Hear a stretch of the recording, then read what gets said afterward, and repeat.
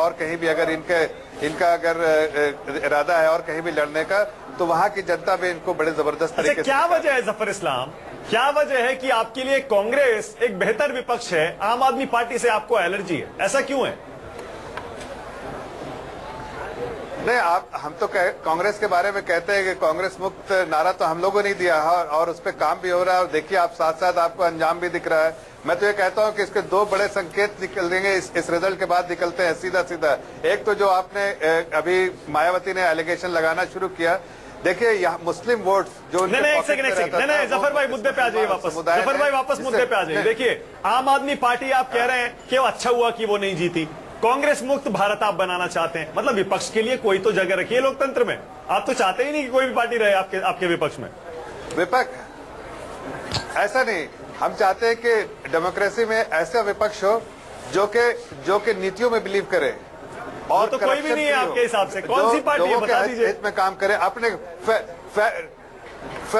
Family के लिए काम ना करे। अब देश का दुर्भाग्यपूर्ण है कि हमारे यहाँ कांग्रेस है जहां फैमिली से ड्राइव होता है, फैमिली सब कुछ के लिए होता है। हमारे यहाँ समाजवादी पार्टी है या बहुजन समाज पार्टी है या फिर लालू यादव की पार्टी, ये सब फैमिली ड्रिवन पार्टी है। एक वाहिद पार्टी है जो ट्रूली डेमोक्रेटिक है, वो भारतीय जनता पार्टी है जिसमें सबको अधिकार है, कोई पोजीशन पे आ सकता है। मतलब विपक्ष में भी आपकी पार्टी बेस्ट है, सरकार में भी आपकी पार्टी बेस्ट है। चलिए एक सेकंड, अमित शाह की तस्वीरें आ रही है। बिल्कुल बेस्ट है, मैं यही ठीक है जफर भाई, आपके नेता अमित शाह की तस्वीरें हमें देखने को मिल रही हैं। मीडिया के कैमरों से, अपने समर्थकों से, कार्यकर्ताओं से घिरे हुए हैं अमित शाह। ये पहली झलक है आज की जीत के बाद उनकी। थोड़ी देर में प्रेस कॉन्फ्रेंस करने वाले हैं अमित शाह। क्या लग रहा है आपको अनिल सिंह, क्या बोलेंगे अमित शाह इस जीत पर? अमित शाह अपने ऑर्गेनाइजेशनल कैपेसिटी की बात करेंगे कि हमने अच्छा कर दिया, उत्तर प्रदेश दे दिया, 19 का जो विषाद बिछा दिया, 19 में मोदी जी की फिर वापसी होगी, तमाम बातों की बात प्रेस कॉन्फ्रेंस में करेंगे कि किस तरीके से उत्तर प्रदेश में जीत दी गई। इन बातों की चर्चा प्रेस कॉन्फ्रेंस में करेंगे। लेकिन एक चीज और है, आज 56 इंच का सीना लेके आएंगे अमित शाह। बिल्कुल जी, क्योंकि इससे बड़ी जीत और इससे ज्यादा और क्या एक्सपेक्ट करेंगे आप अमित शाह से? बिल्कुल 56 और 56x2 मोदी जी और अमित शाह दोनों का 56 तो आज की तो बात है ही है, इसमें कोई शक नहीं है। और आज जीते हैं तो क्यों ना लेके आए। और कॉन्फिडेंस दिखेगा भी, इसका मतलब उनको ये विश्वास हो जाएगा सतीश जी कि जिस लाइन पे जा रहे हैं, जो मॉडल लेके चल रहे हैं, बिल्कुल सही है। गरीबों की बात करेंगे, ओबीसी की बात करेंगे, डिस्ट्रीब्यूटिव जस्टिस की बात करेंगे, इंक्लूसिव ग्रोथ की बात करेंगे, डेवलपमेंट की बात करेंगे, सबका विकास, सबका साथ की बात करेंगे। मैडम आप ये मैं चीज कहना चाहता हूँ कि जीडीपी ग्रोथ, तो जीडीपी वाला ग्रोथ या सबको मिला के ग्रोथ, पर्सनल ग्रोथ, ओबीसी का ग्रोथ, एससी का ग्रोथ, तो ये जीडीपी वाले ग्रोथ से, नोटबंदी से ये आ गए कि हमारा व्यक्तिगत रूप से क्या डेवलपमेंट होता है, तो वो वाली ग्रोथ। अच्छा, बड़ा दिलचस्प है। देखिएगा गाने वाने चल रहे हैं पीछे, बिल्कुल होली वाले, होली का जश्न ऐसा लग रहा है बीजेपी के दफ्तर में, बीजेपी के खेमे में पूरा चालू है, केसरिया होली है, गाना चल रहा है अमिताभ बच्चन का होली वाला, देख ली लौंगा इलायची का। आप बताइए। वो अखिलेश जी को ये भी शायद गाना भी जवाब है कि उन्होंने कहा था कि वो जो एड है, मेरे जहन में यही सवाल बहुत देर से घूम रहा है, लेकिन मैं सोच रहा था कि इसे टच करूं। यानी संतोष जी, वाकई गधे का बहुत तगड़ा जवाब, करारा जवाब दिया है नरेंद्र मोदी अमित शाह ने। देखिए वो तो जवाब जनता ने दिया, उन दोनों का तो नाम आप ले लें, पर जिस बात को अनुराधा जी कह रही थी, मैं एक चीज और अखिलेश के मसले को कह के समाप्त करना चाहूंगा। मुझे लग रहा है अखिलेश के इस एक्ट को, लग नहीं रहा है बल्कि मेरे पास फीडबैक है कि उत्तर प्रदेश के गांव में अखिलेश के मुलायम सिंह के खिलाफ के बयान को और मुलायम के साथ तो उन्होंने जो किया अपने पिताजी के साथ, तो उसको बिल्कुल लोगों ने पसंद नहीं किया और इसकी बहुत मजम्मत हुई है, नंबर 1। नंबर 2, मायावती जी ने जो कहा उसमें भी एक कारण छिपा है इन सब की हार का, कि इन लोगों ने अपने को जनता से कैसे काट लिया। ये चले गए, ये चाहे बयान दें, चाहे वो कोर्ट में जाएं, पब्लिक को लेकर नहीं। अगर मान लीजिए आपको लगता है कि रेगिंग हुई है या ईवीएम मशीन में कुछ गड़बड़ है, तो क्यों नहीं मायावती और अखिलेश यादव जुलूस निकालते, लोगों को अपने साथ इकट्ठा करके बताते कि हाँ गड़बड़ हुई है। अगर लोग उनके साथ नहीं है, कोई अभी बयान नहीं। सतीश एक सेकंड, ये देखिए तस्वीरें जरा देख लीजिए। ये बीजेपी के खेमे की तस्वीरें हैं। अमित शाह कैमरे पर आ चुके हैं, प्रेस कॉन्फ्रेंस थोड़ी देर में होगी और ये मनोज तिवारी है। ये वही मनोज तिवारी है जो नोटबंदी के बाद लड्डू बांटने की बात कर रहे तो थे आज लोगों में। मिठाई बांट और आज देखिए, आज मिठाई बांट रहे हैं, आज बनता है और ये नाच गाना चालू है बीजेपी के खेमे में, दफ्तर के अंदर और बाहर। कमल का फूल हर झंडे पर दिखाई देगा और जरा ये कार्यकर्ताओं की, समर्थकों की, नेताओं की तस्वीरें देखिए। आज पूरा मजमा लगेगा, आज पूरा जश्न होगा। महफिल सजेगी बीजेपी के दफ्तर में, जहां नरेंद्र मोदी भी संबोधित सजी करेंगे। हुई है। सजी हुई है। और नरेंद्र मोदी भी संबोधित करेंगे और अमित शाह भी प्रेस कॉन्फ्रेंस करने वाले हैं। ये मनोज तिवारी, ये देखिए जरा। अनिल, कहिए जरा कुछ इन तस्वीरों पर। अब ये जश्न भी अपनी तरह का है जश्न बीजेपी है। भारतीय जनता पार्टी के दफ्तर में मिठाई खिला रहे हैं, खुद भी खा रहे हैं, इनका हक बनता है। नहीं, मैं इसलिए कह रहा हूं अनिल, मनोज तिवारी के कंधों पर एमसीडी इलेक्शन जिताने की चुनौती है दिल्ली में, इसलिए कह रहा हूं मैं। इसका जाहिर है कि प्रभाव एमसीडी पे पड़ेगा ही पड़ेगा, और पंजाब का प्रभाव भी पड़ने वाला है, जहां पे आपकी खटिया खड़ी हुई है। लोग यूपी ये में सोचेंगे बीजेपी की जीत कि और आप गई पंजाब वहां में से आम तो आदमी यहाँ आपको पार्टी क्यों की चलना हार। है। तो आपको उस गर्मी को झेलना पड़ेगा यहाँ पे। और एक चीज मानक मैं और बता देता हूं, इन तमाम चुनावों के प्रतीक आने वाले भविष्य में हमेशा मेंटेन रहेंगे। जिन चीजों का इस्तेमाल उत्तर प्रदेश के चुनाव में किया गया है, ये अभी खत्म नहीं होने वाले हैं। आने वाले दिनों में इन तमाम प्रतीकों पे चर्चा होगी, चाहे वो गधे की बात हो, कुत्ते की बात हो, कब्रिस्तान की बात हो, ये मुद्दे जिंदा रहेंगे और आने वाले हम चुनाव नहीं चाहते, लेकिन हम तो नहीं चाहते हैं अहम मुद्दे भूमिका जिंदा निभाएंगे रहें। ये। हम नहीं चाहते ये मुद्दे जिंदा रहें। नए वाले आ जाएंगे। हाँ, हम चाहते हैं विकास पर बात हो। हम तो खुद कोशिश करेंगे कि अब बीजेपी की सरकार बनने जा रही है, उनसे ये पूछें आपने यहाँ की जनता के लिए क्या किया। विकास एज वर्ड की बात होगी। विकास कोट एंड कोट वर्ड की बात होगी, एक्चुअल विकास होना चाहिए। हाँ, सही बात है, बिल्कुल सही बात है, सबका विकास होना चाहिए। अमित शाह की ये देखिए कटआउट लेकर बीजेपी के कार्यकर्ता बीजेपी दफ्तर के अंदर जश्न मना रहे हैं। होली अभी से चालू है, 2 दिन बाद है होली, लेकिन आज उससे पहले दिवाली, होली सब मिलकर एक साथ जश्न हो रहा है। एक छोटा सा ब्रेक ले रहे हैं, बहुत ही छोटा सा ब्रेक है, इन्हीं तस्वीरों के साथ आपको छोड़ के जा रहे हैं। अब इंतजार की घड़ियां खत्म हो गई विनोद शर्मा। जिस बात का इंतजार सभी लोग कर रहे थे, टुडे चाणक्य का पोस्ट पोल सर्वे उत्तर प्रदेश के बारे में क्या कहता है। बीजेपी गठबंधन को 285 सीटें, 403 में से 285 सीटें, जबकि समाजवादी पार्टी कांग्रेस को 88। बीएसपी का लगभग सुपड़ा साफ होता दिख रहा है। न्यूज 24 टुडे चाणक्य का एग्जिट पोल। जी हाँ, ये होली मोदी वाली है और इसीलिए देख लीजिए बीजेपी के दफ्तर के अंदर और बाहर जबरदस्त जश्न का माहौल है। होली के गाने बज रहे हैं, गुलाल लगाया जा रहा है, लड्डू बांटे जा रहे हैं और पीछे ढोल नगाड़ा बज रहा है। अमित शाह पार्टी के दफ्तर पहुंच चुके हैं, थोड़ी देर पहले हमने उसकी तस्वीरें दिखाई थी। अमित शाह प्रेस कॉन्फ्रेंस करेंगे और नरेंद्र मोदी भी बीजेपी दफ्तर में संबोधित करेंगे। फिलहाल एक छोटा सा ब्रेक ले रहे हैं, आप न्यूज 24 के साथ बने रहिए क्योंकि सबसे सटीक विश्लेषण यही मिलेगा।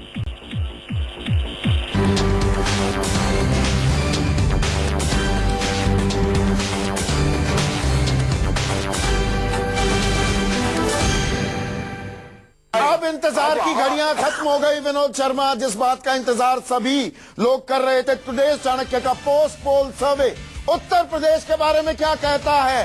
बीजेपी गठबंधन को 285 सीटें, 403 में से 285 सीटें, जबकि समाजवादी पार्टी कांग्रेस को 88। बीएसपी का लगभग सुपड़ा साफ होता दिख रहा है।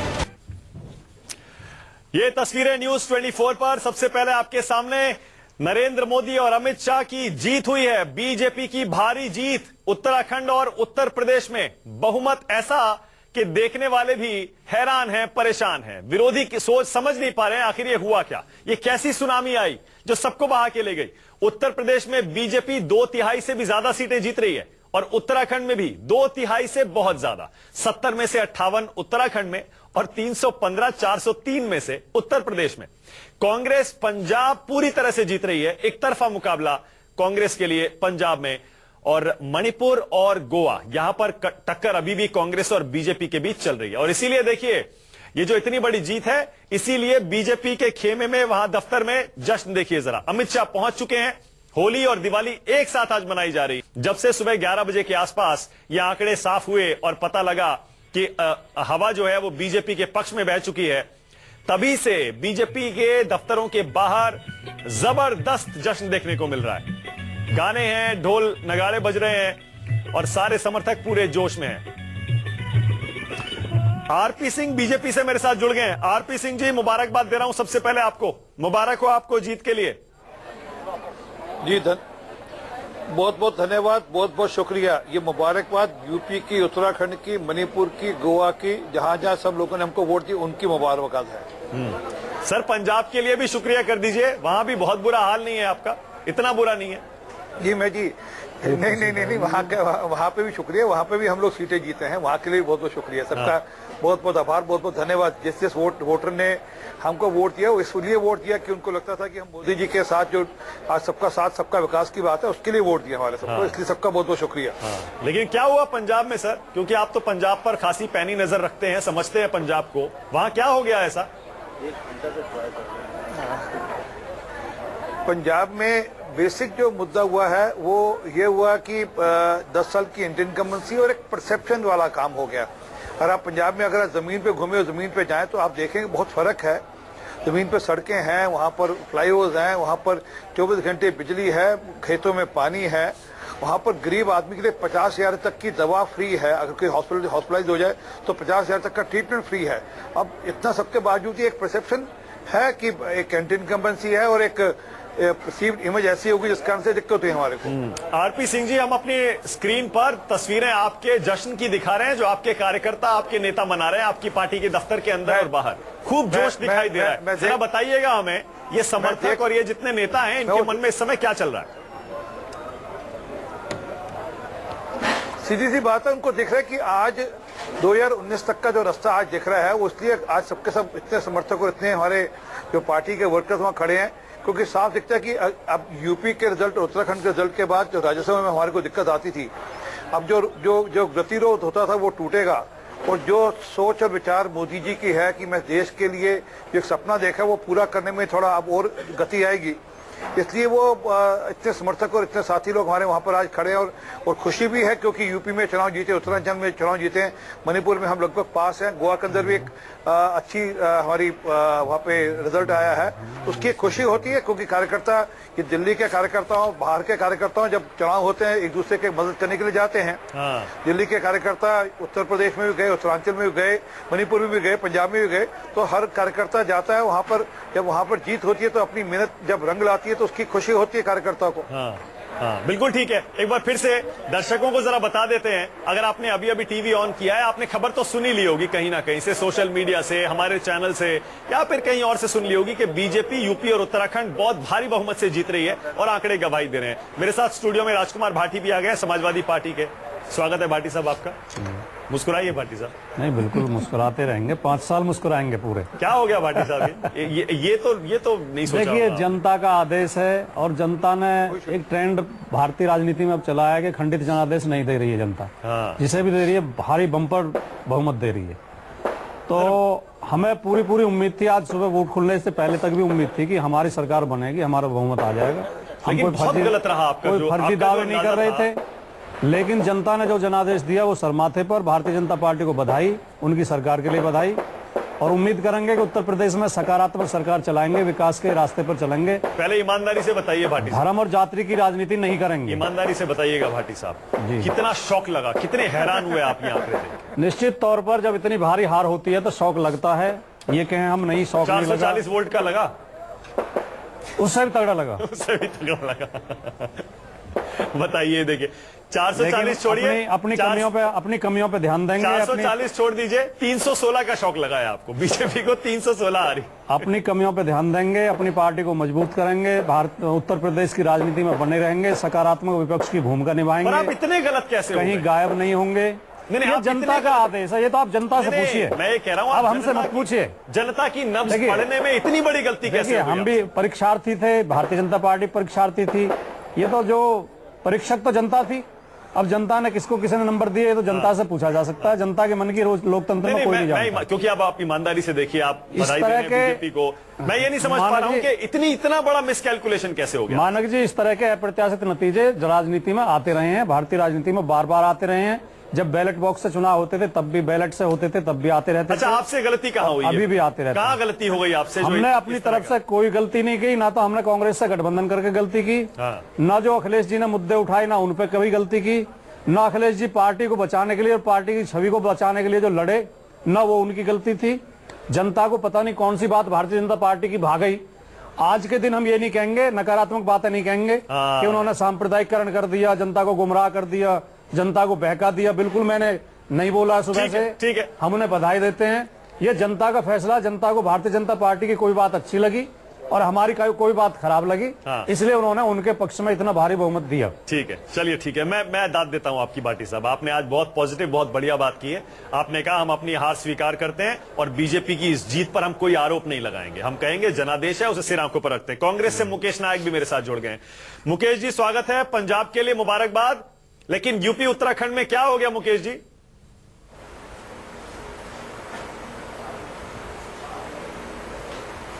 थैंक यू मानिक जी। तीनों बड़े राज्यों में जो 4-5 राज्यों के चुनाव हुए हैं, तीनों बड़े राज्यों में उत्तराखंड, पंजाब और उत्तर प्रदेश, तीनों में जनादेश जो हुआ है वो सरकार के खिलाफ हुआ है। तीनों राज्यों में जो सरकारें थी वो बदल गई और एक परिवर्तन की इच्छा जो लोगों की थी वो उभर कर आई है। लेकिन यूपी के परिणाम बिल्कुल अप्रत्याशित है और अनुमान के विपरीत है। ये मैं स्वीकार करता हूं कि वहां चौथे, पांचवें, छठवें और सातवें चरण के जो चुनाव हुए और वो बीजेपी ने digital India, bullet train, cashless economy और मेक इन इंडिया, ये सब नारे छोड़कर जो कब्रिस्तान, शमशान और इस तरह की बातें की, जिससे स्पष्ट रूप से विभाजन हुआ जनमत के बीच में और उन्हें सफलता मिली। उनकी अच्छी स्ट्रैटेजी थी। देखिए, लोकतंत्र में जो जनता का निर्णय है वो सर्वोपरि है और इस नाते बीजेपी की जीत को, स्वयं की पराजय को हमें स्वीकार करना चाहिए और हम करते हैं। हम 100 सीटों पर उत्तर प्रदेश में चुनाव लड़े थे और हम एक छोटे पार्टनर के रूप में थे वहां पर, लेकिन वहां भी जो एंटी एस्टैब्लिशमेंट वोट हुआ वो स्पष्ट दिखाई देता है। और तीनों चारों राज्यों की सबसे बड़ी विशेषता ये रही कि जो जनता का निर्णय हुआ वो बिल्कुल क्लियर मैंडेट है, स्पष्ट जनादेश है।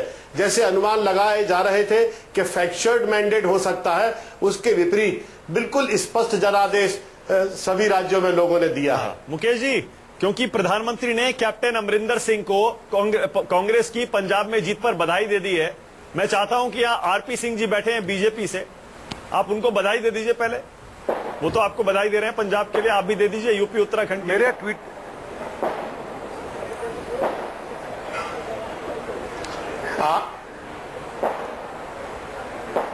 आरपी सिंह साहब, आपको इस अप्रत्याशित और अभूतपूर्व जीत के लिए मेरी ओर से, कांग्रेस पार्टी की ओर से बहुत बहुत बधाई।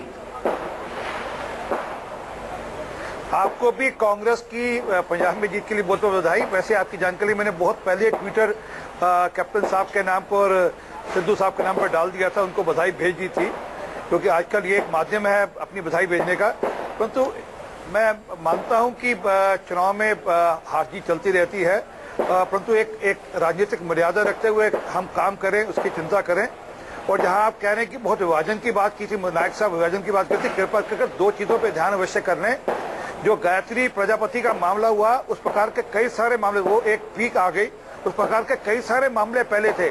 और एक सहारनपुर और लखनऊ की सड़क बननी थी जो कागजों में बनी और जिसकी शिकायत वहां की सरकार ने खुद जाकर दर्ज करी।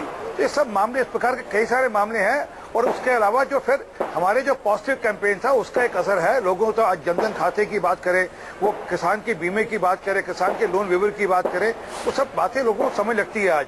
और आज वोटर बहुत समझदार है, वो इस बात पे छोड़ दीजिए कि वो कोई डिविजिव पॉलिसी के कारण से कोई वोट देता है। वो मांगता है, विश्व को मुसलमान हो, हिंदू हो, वो ये मांगता है कि मेरे घर में बिजली आए, मेरे को भी, मेरी पत्नी को भी गैस का चूल्हा मिले, मेरे खेत में भी पानी मिले, मेरे पे कोई कर्जा है तो मेरा कर्जा माफ हो। वो बेशक मुसलमान हो, हिंदू हो, वो हर किसान वैसे ही चाहता है। तो इसलिए इस बार जो हमारी पॉलिसी थी कि किसान हिताए और गरीब सुखाए, वो पॉलिसी हमारी काम दे रही है। अच्छा, हुकुम सिंह की बेटी कैराना से चुनाव हार गई है। हुकुम सिंह वही हैं जिन्होंने कैराना से हिंदुओं के पलायन का मुद्दा उठाया था, उनकी बेटी वहां से चुनाव हार गई। एक सेकंड, जरा अपने दर्शकों को फिर से एक छोटा सा अपडेट दे दूं। जरा ये आंकड़े जरा एक बार देख लीजिए, अगर देख नहीं पा रहे हैं तो सुन लीजिए। उत्तर प्रदेश में बीजेपी को प्रचंड बहुमत मिला है, 314 सीटें बीजेपी जीत रही है फिलहाल 403 में से, जो कि प्रचंड बहुमत है, लैंडस्लाइड विक्ट्री है ये। एसपी कांग्रेस मिलकर भी 63 पर अटक गए हैं और बीएसपी सिर्फ 20 पर। इसीलिए मायावती ने थोड़ी देर पहले बाहर आकर आरोप लगाया कि इलेक्ट्रॉनिक वोटिंग मशीनों के साथ छेड़छाड़ हुई है और इसकी जांच होनी चाहिए। उत्तराखंड में 70 में से बीजेपी 57 सीटें जीत रही है, 70 में से 57। यह भी बिल्कुल सुनामी है, नरेंद्र मोदी की, बीजेपी की, अमित शाह की सुनामी। पंजाब में कांग्रेस की आंधी है, जबरदस्त आंधी, 76 सीटें कांग्रेस जीत रही है 117 में से, यानी कांग्रेस की सरकार आना वहां पर तय हो गया है। गोवा और मणिपुर, यहां अभी भी बीजेपी कांग्रेस के बीच कांटे की टक्कर चल रही है। इस बीच लेकिन हैरान करने वाली खबर यही है कि बीजेपी सांसद हुकुम सिंह की बेटी मृगांका सिंह कैराना से चुनाव हार गई हैं। सोचिए जरा, बीजेपी की लहर चल रही है, ऐसे में अगर हुकुम सिंह की बेटी चुनाव हारती है, पूर्व प्रदेश अध्यक्ष लक्ष्मीकांत वाजपेयी भी पीछे चल रहे हैं, सुरेश राणा भी पीछे चल रहे हैं, जो इनका एक सांप्रदायिक चेहरा है। ऐसे तो पश्चिम उत्तर प्रदेश में कई सीटें ऐसी हैं। जी बिल्कुल सही कह रहे हैं, लेकिन फिर भी हैरान करने वाली खबर है। इस बीच दर्शकों को यह भी बता दें जरा कि मायावती ने तो आरोप लगा दिया कि छेड़छाड़ की गई है इलेक्ट्रॉनिक वोटिंग मशीनों से। हाँ, लेकिन समाजवादी पार्टी का क्या कहना है? अखिलेश यादव थोड़ी देर में मीडिया के सामने आने वाले हैं, अमित शाह भी प्रेस कॉन्फ्रेंस करने वाले हैं, नरेंद्र मोदी भी संबोधित करेंगे अपने कार्यकर्ताओं को पार्टी ऑफिस में। राहुल गांधी अभी तक पता नहीं कहां है, सोनिया गांधी देश में है नहीं, इसीलिए इन सारे के सारे बड़े नेताओं के भाषण का, प्रेस कॉन्फ्रेंस का इंतजार है।